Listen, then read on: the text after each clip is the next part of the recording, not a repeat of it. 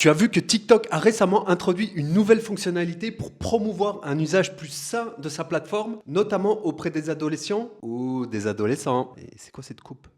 Depuis ce mardi 11 mars, en France et dans l'Union européenne, les parents peuvent, via un mode de connexion famille, définir une plage horaire ou des limites de temps quotidiennes pour leurs enfants. Les adolescents ont toutefois la possibilité de demander un temps supplémentaire qui est soumis à l'approbation parentale en amont. Ramène-moi des verres sur 20 et je te donne du temps supplémentaire.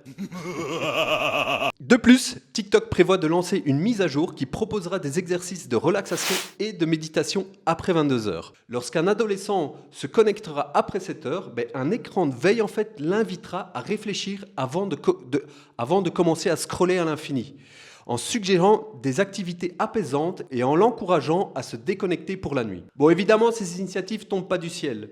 Alors que TikTok fait face à des critiques concernant l'impact de son contenu sur la santé mentale des jeunes, en fait, il y a plus ou moins 7-10 familles françaises qui ont assigné la plateforme en justice, l'accusant d'exposer leurs enfants à des vidéos promouvant le suicide, l'automutilation et les troubles alimentaires. Alors sans encore faire le fan joke TikTok une nouvelle fois, j'aimerais quand même rappeler que c'est la première application qui s'est auto-interdite aux moins de 13 ans et qui ne donne pas la possibilité aux moins de 16 ans d'avoir une messagerie, donc des messages directs. Bonne ou mauvaise idée de TikTok?